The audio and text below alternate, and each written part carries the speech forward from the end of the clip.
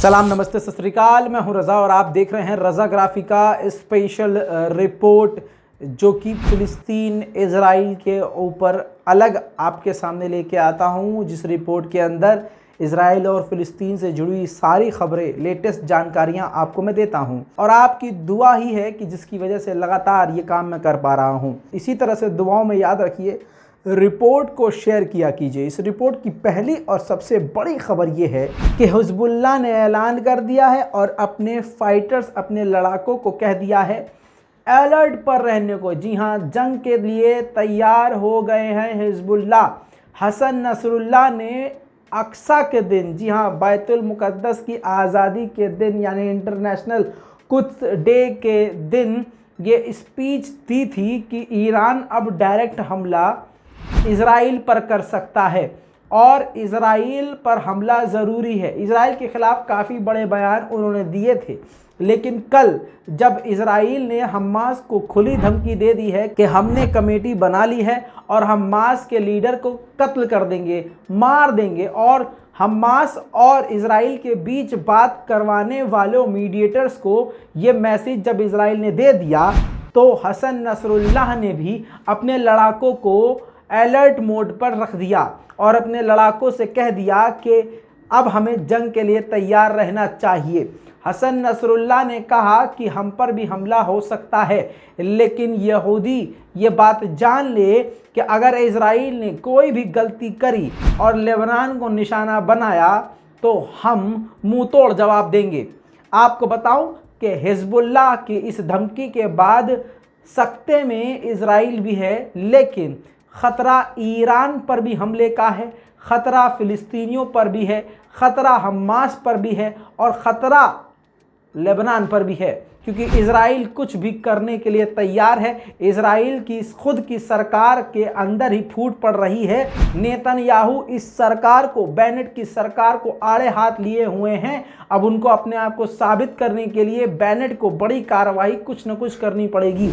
दोस्तों, जानकारी के लिए अब बता दूं कि जिस वजह से अमेरिका तक इज़राइल से नाराज़ है, वो काम इज़राइल ने शुरू कर दिया है। ईयू जिस वजह से नाराज़ और यूनाइटेड नेशन ने भी जिस बात को कहा था ये काम ना करो, वो काम इज़राइल ने शुरू कर दिया है। फ़िलिस्तीनियों के घरों को तोड़ना शुरू कर दिया है उन्हीं के आंखों के सामने। जी हाँ, फ़िलिस्तीनियों के मकान जो 100 साल से भी ज़्यादा पुराने थे, उनको तोड़ना शुरू कर दिया है। इज़राइल की इस गुंडागर्दी पर आप क्या कहेंगे मुझे नहीं पता, लेकिन ज़रा सोच के देखिए कि आशियाना कितनी मुश्किल से बनता है। उनकी आंखों के सामने जब यह आशियाना टूट रहा था तो वो मंजर देखने लायक नहीं था।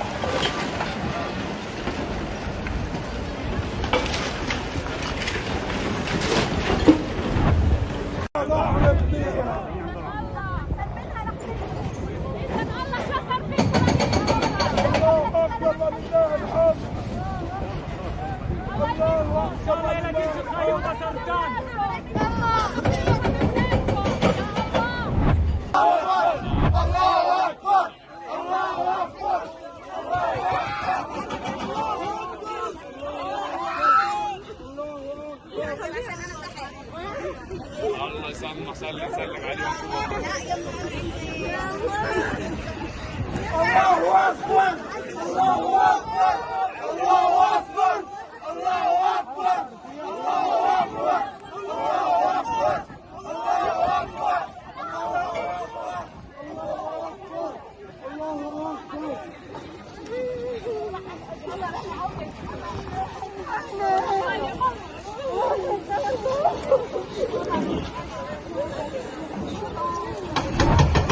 ولا واحد قالوا لنا نطلع فيش صايمه الكنب اللي طلعونا لنا اياه وكل اولاده دورهم في كلهم طلعوا طامين كنب غرفتهم للاطفال يعني كله ما خلوناش ننام ولا حاجه غير هالصلوات والسجادات اللي شفتوهم طلعناهم والباقي كله هي يما ولا شيء خلونا نطلع.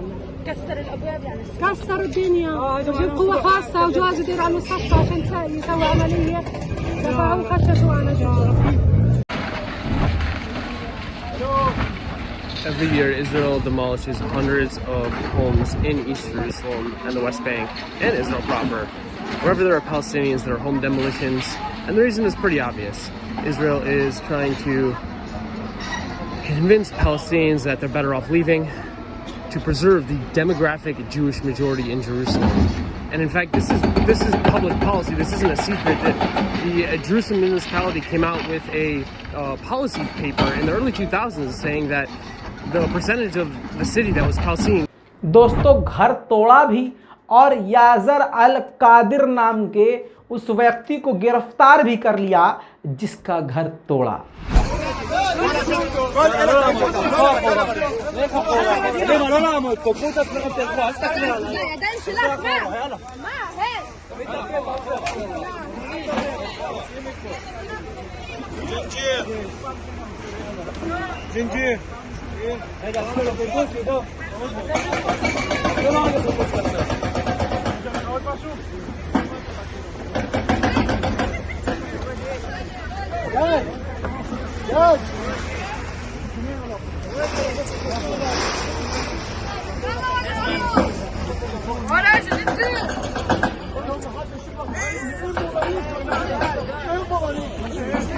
زنجي صغير ولا تقدر يا زلمه.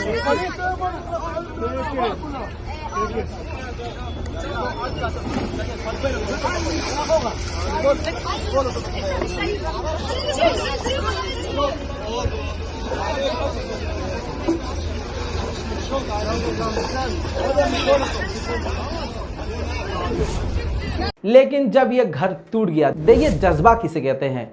घर तोड़कर खंडर कर दिया गया, लेकिन उस टूटे हुए घर पर फिलिस्तीन का झंडा लहराया गया।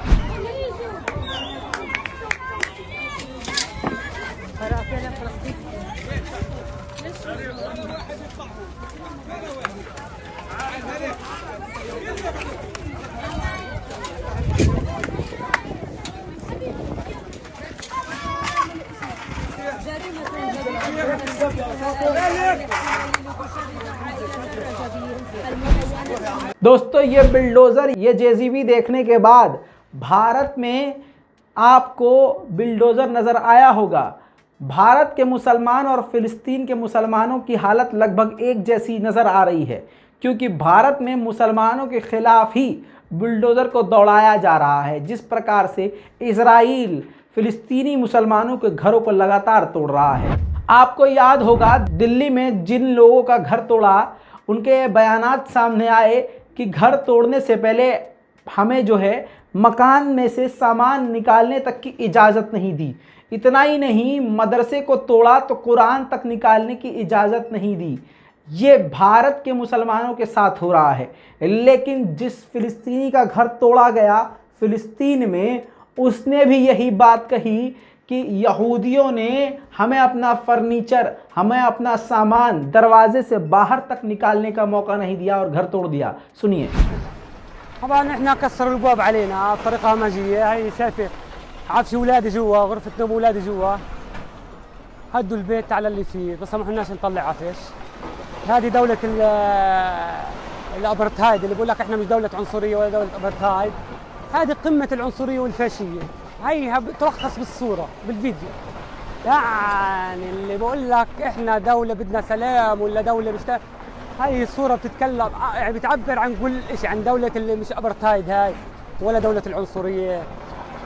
هاي شايف بيوت اولاد صغار حتى عواعيهم غرفه نوم هم ما خلوناش نطلع ولا شيء. दिल चाक कर देने वाला, तोड़ देने वाला, चकनाचूर कर देने वाला बयान तो उस छोटी सी बच्ची का है जो कह रही है कि मैं स्कूल गई थी और जब वापस आई तो मैंने अपना घर टूटा हुआ देखा, मेरे सामान बिखरे हुए देखे, मेरे कपड़े लत्ते, मेरे खिलौने, मेरी किताबें सब उस खंडर में दबी हुई हैं। يعني على اساس انهم هدوا الدار يعني راح نخاف كتير. واو يعني هدوا الدار راح نخاف كتير، راح نخاف رحينا لا نبني بدالها ان شاء الله. هيك ان شاء الله ان شاء الله نطلع بروحها كمان. ما راح تخافوا؟ لا. انتي قولي لنا جيتي من المدرسه اليوم شو شفتي؟ احكي لنا. اول ما اجينا من المدرسه لقينا الجرافات باب الدار قاعدين بيهدوها، ولقينا كل الناس على باب الدار. ايش راح من الدار؟ يارا ايش راح من الدار؟ غرفتي ولعبي وراح معي ورحت خزينتي راح تختي. بس رايحين نطلع من القدس لأنه هم قوات احتلال، عمالهم بيطلعونا من دارنا، وعمالهم بيطلعونا من القدس، عمالهم بيطلعونا من فلسطين. نروح بس نبص رجلهم، لا والله فشرت عينهم كمان. رح نبني خيمة يعني عادي، ضل عنا المسبح وضل عنا النادي وضل عنا المسبح وضل عنا الأرض نخيم فيها. एक बड़ी खबर आ रही है आपकी स्क्रीन पर, द टाइम्स ऑफ इजराइल की तरफ से लगा रहा हूं खबर। ये इजराइल ने कहा है कि जॉर्डन के साथ उन्होंने कोई ऐसी डील नहीं की है, किसी भी तरह की डील नहीं की है, लेकिन वहाँ की जो मस्जिद है, वक्फ की मस्जिद जो है, जो विवक्फ है वहाँ का जो बना हुआ है, जो बोर्ड बना हुआ है, जो कि मस्जिद का ध्यान रखता है, मस्जिद की सफाई बनाना, सही करना, ठीक करना, ध्यान रखना, उनकी एक कमेटी बनी हुई है, उनके मेंबर्स को बढ़ा रहा है। 6 हमास के सपोर्टर जो मस्जिद की सफाई और ये कर्मचारी में लगे हुए थे, उनको निकाला है। जॉर्डन के साथ डील करके जॉर्डन के 50 लोगों को मस्जिद के ध्यान रखने के लिए, उसी काम के लिए रखा गया है। अब आपको कंफ्यूज होने की ज़रूरत नहीं है, ये काम अच्छा हुआ है। यहूदियों को नहीं दिया गया है कि मस्जिद का ध्यान रखो, जॉर्डन के लोगों को रखा गया, और जॉर्डन के लोग मुसलमान हैं और मस्जिद का पूरी तरह से ध्यान रखने में सक्षम हैं। दोस्तों, कहा यह जा रहा है कि वेस्ट बैंक में ज़्यादातर मुसलमान रहते हैं, फ़िलिस्तीनी रहते हैं, अब वहाँ के लोग बिजली का बिल नहीं भर रहे हैं, ऐसा इजराइल का इल्ज़ाम है। और इजराइल ने धमकी ये दी है कि 6-6 घंटे तक के लिए वेस्ट बैंक की हम बत्ती गुल कर देंगे। रिपोर्ट के मुताबिक बड़ी खबर ये आई है कि सिर्फ इसी साल 50 बेगुनाह फ़िलिस्तीनियों का कत्ल कर चुका है इजराइल। दोस्तों, आखिरकार एक बार फिर से यूरोपीय यूनियन ने इजराइल के खिलाफ गुस्सा जताया है, नाराज़गी जताई है और कहा है कि इजराइल की कोर्ट ने जिस तरह से सैकड़ों हज़ारों फ़िलिस्तीनियों के घरों को तोड़ने की इजाज़त दी है और जिस प्रकार से आईडीएफ फ़िलिस्तीनियों के खिलाफ कार्रवाई करते हुए उनके घरों पर कब्जा कर रही है, ये काफ़ी निंदनीय है। एक स्वीडिश ईरानी इंसान था जो कि इजराइल के लिए जासूसी कर रहा था, ईरान ने गिरफ्तार कर लिया। स्वीडन ने कहा कि उसको छोड़ दो, हम कुछ भी करने को उसके लिए तैयार हैं। ईरान की सरकार और ईरान के कोर्ट ने छोड़ने और बातचीत तो दूर की बात, अजी बातचीत तो दूर की बात भाई साहब, कोर्ट ने 21 मई की फांसी सुना दी है। आने वाली 21 मई को उस इजराइली, उस यहूदी जासूस को ईरान में फांसी दे दी जाएगी।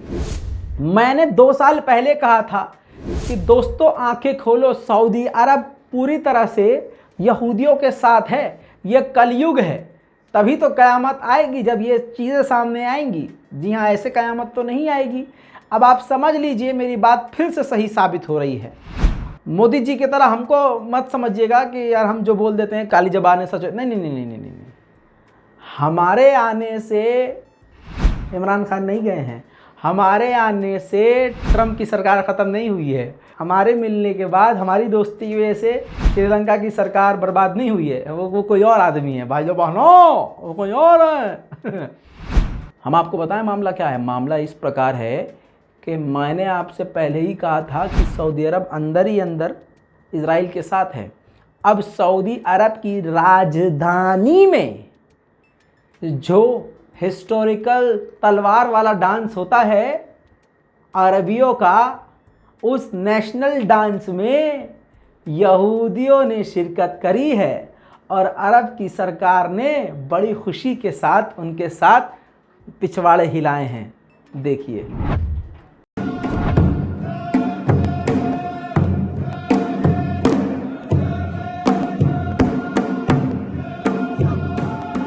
अब इस वीडियो के बाद पूरी दुनिया के मुसलमान और बड़े बड़े नेता भड़क रहे हैं सऊदी अरब पर। जो लोग खुद सऊदी अरब की इज्जत किया करते थे सरकार की, अब इस सरकार की काफ़ी निंदा कर रहे हैं।